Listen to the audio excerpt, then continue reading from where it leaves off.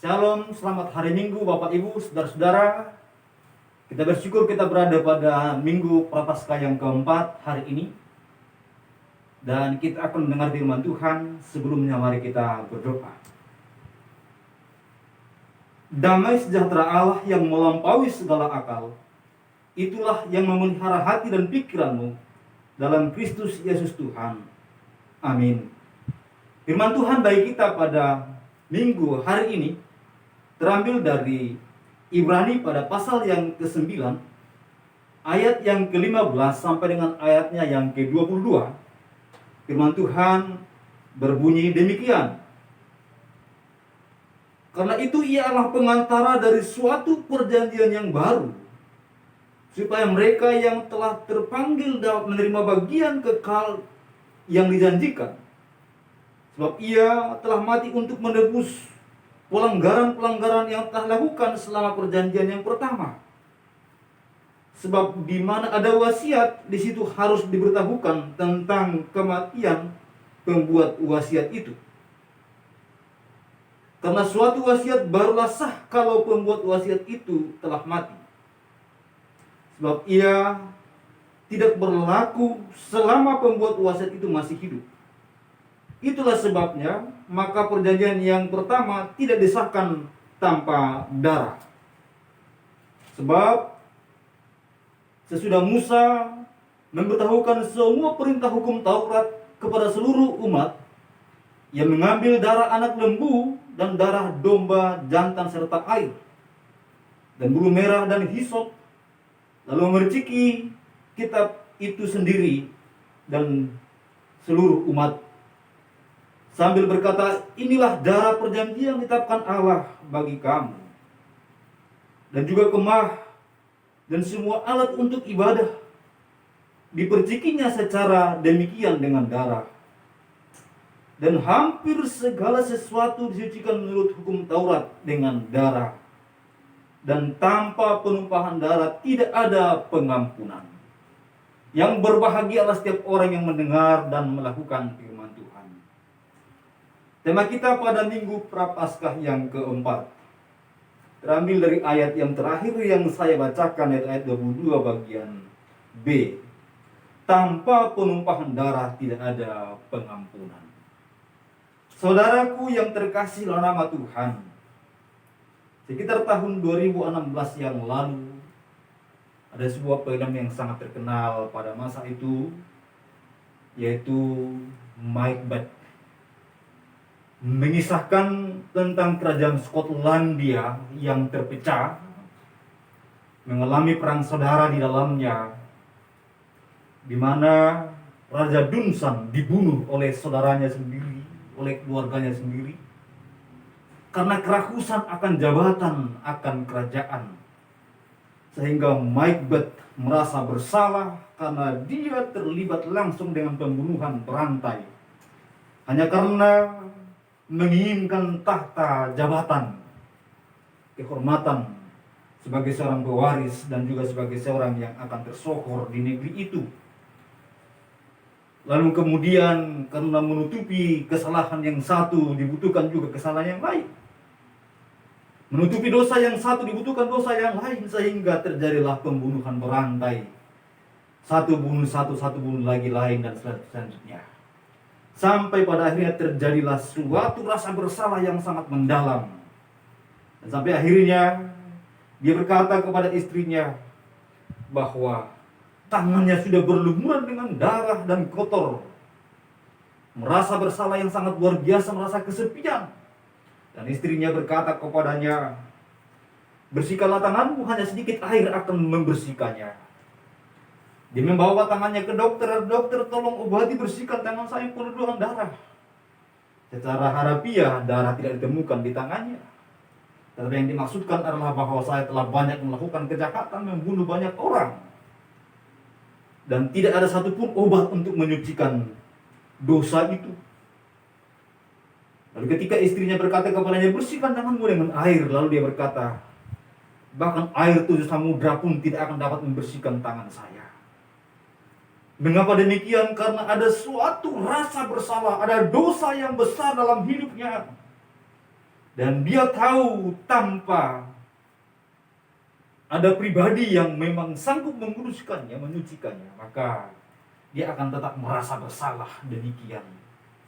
Saudara yang terkasih nama Tuhan, hati nurani berbicara bahwa manusia yang berdosa itu apapun tidak dapat menyucikan dosanya. Dan pada bagian ini kita mendengarkan firman Tuhan, tanpa penumpahan darah tidak ada pengampunan. Saudara yang terkasih nama Tuhan, jelas sekali penulis Ibrani menyampaikan kepada para penerima suratnya yang adalah orang-orang yang tersebar di berbagai tempat. Itulah sebabnya surat Ibrani disebut sebagai surat kiriman umum. Bahwa mereka seharusnya yang tersebar itu orang-orang percaya pada masa itu harus sadar bahwa mereka membutuhkan Tuhan sebagai juru selamat yang memberikan keampunan bagi mereka. Dan pengampunan itu sangat berbeda dengan apa yang sudah dilakukan dalam tradisi dan agama Yahudi sebelumnya.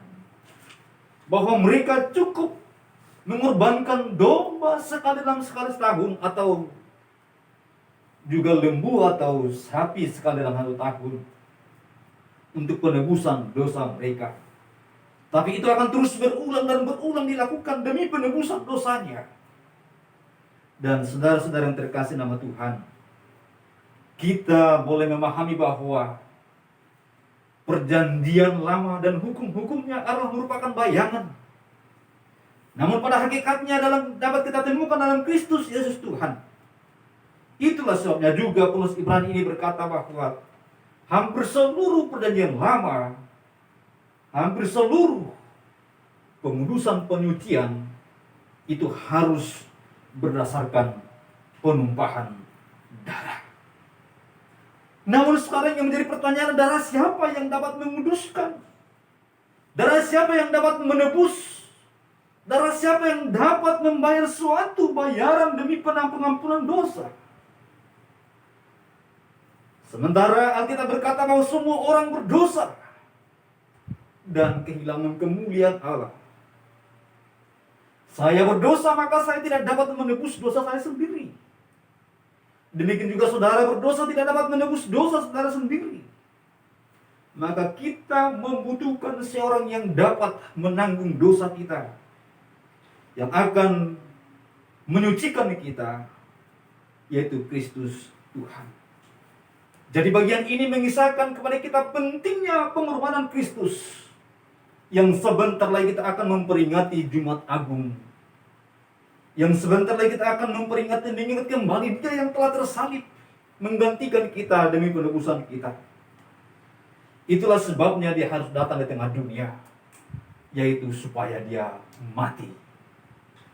Dia datang supaya Dia mati demi saudara dan demi saya, demi pengampunan saudara dan pengampunan saya. Itulah yang kita dapat renungkan dari bagian ini. Dia sebagai pribadi yang mempersembahkan dirinya demi pengudusan kita, demi penebusan kita. Kalau persembahan perjanjian lama dilakukan sekali setahun dan berupa berulang dan berulang, tetapi Dia mempersembahkan dirinya sekali untuk selamanya. Jadi persembahan itu dilakukan sekali saja, tetapi pengaruhnya, dampaknya, hasilnya yang dapat kita rasakan dan bahkan oleh dunia rasakan untuk selama-lamanya. Jadi sifat pengorbanan itu pengorbanan yang bersifat sebagai sifat yang kekal. Dan saudaraku yang terkasih nama Tuhan, kita akan mendapatkan manfaat dari pengorbanan itu ketika kita percaya kepadanya. Memang Dia telah mati bagi dunia, memang Dia telah mati bagi manusia. Tapi siapa yang mendapat dampak dari pengampunan itu? Siapa yang dapat merasakan dampak dari kematian Kristus itu? Hanyalah siapa yang telah di dalam Kristus. Ketika kita telah di dalam Kristus, berarti kita mati bersama-sama dengan Kristus. Itu berarti kematiannya diberikan, ditanggungkan demi saudara dan saya. Tapi ketika kita masih di luar Kristus, maka kematian itu bukanlah bermanfaat bagi kita. Manfaat penebusan itu hanya akan bermanfaat bagi mereka yang telah berada di dalam Kristus Tuhan. Saudara, bahwa kematian Kristus itu menggenapi tuntutan hukum. Hukum Torah menjelaskan kepada kita bahwa dosa harus dihukum. Dan kita semua berdosa, maka kita harus dihukum. Dan dosa itu ditanggungkan di dalam Dia.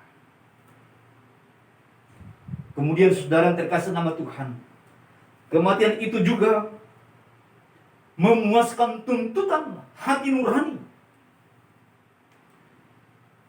Ketika kita di luar Kristus, hati nurani kita akan membawa kita kepada suatu kesadaran bahwa kita berdosa. Kita layak dimurkai. Lalu kalau kita telah dalam Kristus Tuhan, kita telah sadar bahwa Dia mati bagi kita. Hati nurani kita dibersihkan kembali. Dan pada akhirnya menghasilkan suatu kesucian batin. Dan dampaknya ada dalam kehidupan kita hidup yang bermuliakan nama Tuhan. Saudara yang terkasih nama Tuhan, itulah sebabnya kita boleh berkata bahwa hidup yang kuhidupi adalah karena Kristus. Ketika kita percaya kepada Dia, maka kematiannya adalah kematian untuk penebusan kita. Dan kebangkitannya adalah kebangkitan untuk kehidupan kita. Mati bersama dengan Kristus dan bangkit bersama dengan Kristus dan hidup bersama dengan Kristus. Dalam banyak hal itu dapat dijelaskan kepada kita. Ketika Dia berkata, aku menyertai engkau sampai selama-lamanya. Ketika Alkitab berkata kepada kita bahwa Dia hadir dan bahkan menyertai kita untuk selama-lamanya. Itu menggambarkan bahwa kita ada suatu kesatuan dengan Dia. Dan hidup yang kita hidupi ini adalah hidup karena Dia. Untuk Dia, bagi Dia, segala sesuatunya diarahkan kepada Dia. Mengapa? Karena Dia telah menebus saudara dan saya. Mengapa? Karena Dia telah menanggung saudara dan saya. Nah, bagian ini kita telah membaca dan kita telah mendengar bahwa dikatakan bahwa Dia adalah pengantara perjanjian. Kata pengantara yang lebih berarti sebagai mediator. Jika ada dua orang yang bermusuhan, jika ada dua pribadi yang saling bertentangan, maka dibutuhkan mediator untuk mempersatukan mereka. Dan saudara yang terkasih nama Tuhan, saya, saudara, kita semua, tatkala kita telah jatuh dalam dosa, kita terpisah dari Allah, dan kita disebut sebagai orang-orang yang dimurkai, orang-orang yang harus mendapatkan hukuman, yang menjadi seteru Allah. Mengapa seteru Allah? Karena kita telah menentang Dia. Mulai sejak Adam, ketika mereka telah menolak untuk percaya, ketika mereka telah menolak untuk taat kepada Tuhan, maka sejak saat itu mereka dianggap sebagai seteru Allah, sebagai musuh Allah, orang-orang yang layak mendapatkan hukuman yang datang dari Tuhan. Dan saudara yang terkasih nama Tuhan, kalau kita menganggap Tuhan adalah Tuhan di atas segala Tuhan, Raja dan segala Raja, maka itu berarti orang berdosa di hadapan Raja dan segala Raja akan menjadi objek hukuman. Sebagai objek hukuman, berarti dia harus takut kepada Allah. Berarti dia tidak dapat menghindar dari hukuman karena Tuhan, Allah Tuhan yang Maha Tahu. Oleh karena itu saudara yang terkasih nama Tuhan, untuk memperdamaikan manusia yang berdosa dengan Allah yang Maha Kudus, dibutuhkan sang mediator. Siapakah Dia? Yesus Tuhan. Itulah sebab dikatakan pada bagian ini, Dia adalah pengantara, yang fungsinya mengantara, yang fungsinya adalah untuk mempersatukan. Dan bagaimana cara untuk mempersatukan itu? Dia harus di kayu salib tergantung, dia harus mati untuk memuaskan tuntutan hukum, untuk memuaskan tuntutan hukum Allah yang menyatakan bahwa orang berdosa harus mendapat hukumannya. Saudara-saudara yang terkasih nama Tuhan, ketika kita masuk kepada hari-hari seperti ini, yaitu di mana kita telah memasuki Minggu Prapaskah yang keempat, kita perlu merenungkan kembali bahwa Dia mati bukan untuk dirinya, tapi Dia mati untuk saya dan untuk saudara. Dan itu terjadi untuk memperdamaikan kita dengan Allah. Itulah artinya sebagai pengantara. Dan di situ terletak ada suatu pengorbanan yang sangat luar biasa. Ada suatu transaksi yang harus dibayarkan, yaitu darah yang tercurah. Itu membayar hutang dosa saudara dan saya, darah yang tercurah itu. Dan itu benar-benar Kristus lakukan demi kita semua. Saudara-saudara yang terkasih nama Tuhan. Kemudian juga ayat ini juga berbicara kepada kita tentang makna wasiat. Saudara tahu wasiat? Ketika seorang mau meninggal dunia, diberikanlah sebuah wasiat yang berupa warisan. Dan sementara dia masih hidup, wasiat itu tidak akan pernah berguna. Tapi ketika dia harus mati, dia sudah mati, maka wasiat itu barulah berguna. Dan Yesus mati agar wasiat, yaitu penebusan melalui dia, dapat berguna, dapat aktif, dapat menjadi suatu kenyataan. Saudara-saudara yang terkasih nama Tuhan, oleh karena itu, penebusan Kristus, pengorbanan di kayu salib, mutlak kita butuhkan.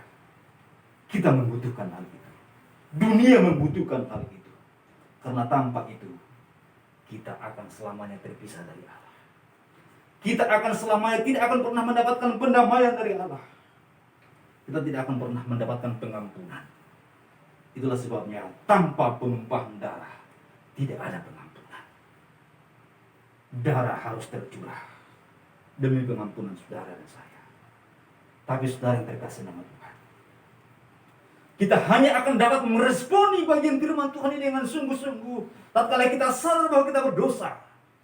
Itu juga halnya terjadi bagi orang yang sakit ketika dia merasa dan ketika dia berpikir dia tidak butuh dokter, ketika dia berpikir dia tidak butuh obat, maka dia tidak akan mau untuk mendapatkan pengobatan.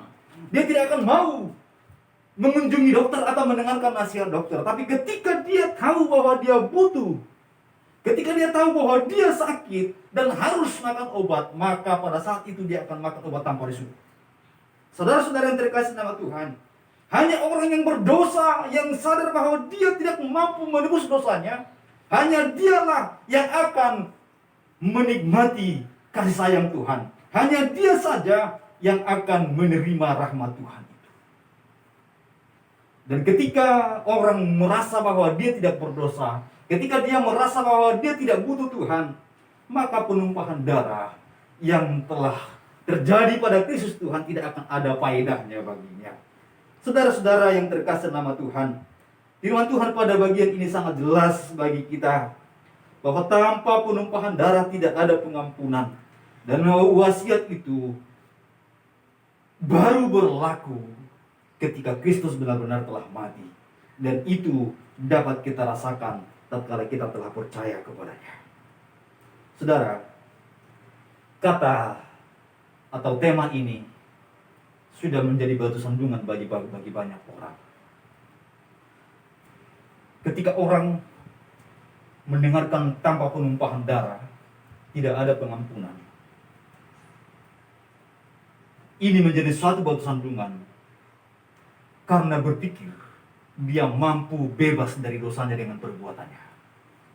Dia mampu bebas dari hukuman yang kekal hanya karena usahanya. Orang-orang yang merasa dirinya bahwa dia kudus, orang-orang yang merasa dirinya bahwa dia tidak berdosa, maka dia akan menentang firman Tuhan ini. Orang-orang yang merasa dengan amalnya bahwa dia bebas dan akan diampuni. Orang-orang yang merasa bahwa tatkala dia melakukan tuntutan-tuntutan hukum agama, maka dia bebas akan masuk surga. Orang yang merasa jika dia memberikan persembahan atau memberikan suatu pertolongan bagi orang lain, sedekah atau amal atau berbagai macam lainnya, atau perpuluhan atau usaha-usaha manusia lainnya, jika dia berpikir dengan semua itu dia akan masuk surga, Jika dia berpikir dengan semua itu, dia akan mendapatkan pengampunan dari Tuhan. Maka saudara yang terkasih nama Tuhan, firman Tuhan pada pagi ini akan menjadi batu sandungan baginya ketika dikatakan tanpa penumpahan darah tidak ada pengampunan. Saudara, biarlah apa yang telah kita dengarkan pada minggu hari ini mengingatkan kita bahwa kita benar-benar butuh Tuhan. Bahwa saudara butuh Tuhan, saya butuh Tuhan, kita semua butuh Tuhan yang telah mencurahkan darahnya demi penebusan dosa kita. Darah Kristus di Kalvari menyucikan saudara, mengampunkan saudara. Ini yang tidak pernah dapat ditemukan oleh manusia dengan usahanya. Tidak akan pernah dapat. Oleh karena itu, saudara yang terkasih nama Tuhan, baiklah kita menghargai pengorbanan Kristus itu. Baiklah kita percaya kepada Kristus dan hidup bagi Kristus Tuhan. Memuliakan Tuhan hari demi hari dalam hidup kita. Marilah kita berdoa. Terima kasih Bapa buat hari ini kami telah merenungkan firman Tuhan. Tanpa penumpahan darah tidak ada pengampunan bagi kami. Tapi kami sangat bersyukur kepada Tuhan karena Kristus telah rela mati dan darahnya tercurah bagi kami. Demi kami. Bapa, kami tidak dapat balaskan kasih sayang dan kemurahan yang besar ini. Kami hanya dapat bersyukur dan berterima kasih kepada Tuhan. Dan tolonglah kami untuk kami mampu hidup semakin hari semakin berkenan kepada Tuhan, semakin memuliakan nama Bapa. Ampuni setiap salah dan dosa kami. Lalu Tuhan, pakailah kami jadi alat di tangan Tuhan mempermuliakan nama-Nya. Kami berdoa bagi mereka yang sedang sakit, jamah sembuhkan mereka. Bagi mereka yang sedang lemah, Tuhan kuatkan mereka. Bagi mereka yang di dalam kesesakan, berilah mereka penghiburan dan kekuatan. Inilah doa kami kepadamu Bapa. Hampiri kami semua. Jemaat Tuhan yang mendengar firman Tuhan dimanapun mereka berada, berkatilah mereka Bapa. Bangsa ini, pemerintah, para pelayan Tuhan, gereja-gereja Tuhan. Biarlah Tuhan memberkati kami semua. Terpujilah Engkau ya Allah kami. Dalam nama Tuhan Yesus kami bersyukur berdoa. Saudaraku yang terkasih nama Tuhan, mari arahkan hati dan pikiranmu kepada Tuhan, terimalah berkat-Nya. Kiranya kasih karunia dan damai sejahtera dari Allah Bapa dan Tuhan kita Yesus Kristus, dengan perantaraan Allah Kudus itulah yang menyertai memberkati saudara hari ini sampai selama-lamanya. Amin. Amin. Tuhan berkati kita semua. Sampai ketemu di edisi berikutnya.